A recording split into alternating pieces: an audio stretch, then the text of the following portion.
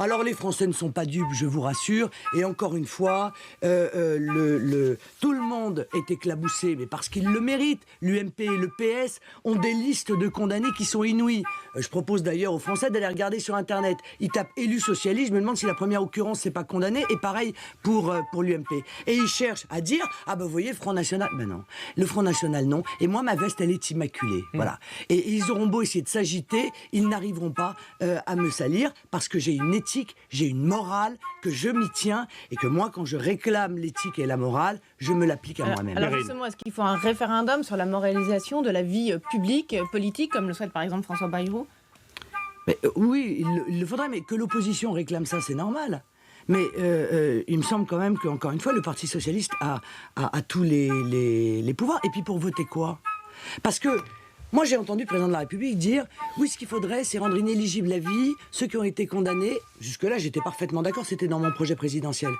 Pour corruption et fraude fiscale. Ah bon? Et pourquoi pas le reste? Mais alors pourquoi pas pour favoritisme? Pourquoi pas pour détournement de fonds publics? Pourquoi pas pour emploi fictif?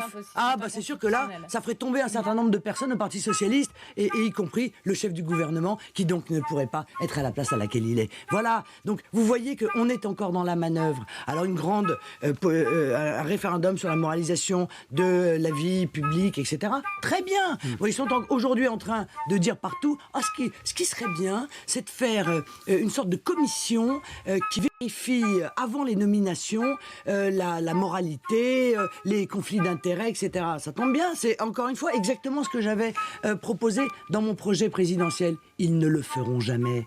Vous entendez? Jamais. Parce que s'ils le font, la moitié de la classe politique ne pourra plus faire de la politique compte tenu de l'état de corruption et d'immoralité de la classe politique en France. On ne tire jamais les leçons. Quelle est la solution politique? Vous dites, on ne tire jamais les leçons.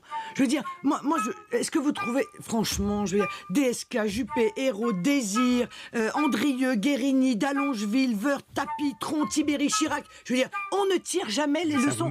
Quand allons-nous tirer les leçons et effectivement mettre en place l'interdiction de l'inéligibilité à vie pour tous ceux qui ont été condamnés pour des faits commis grâce ou à l'occasion de leur mandat?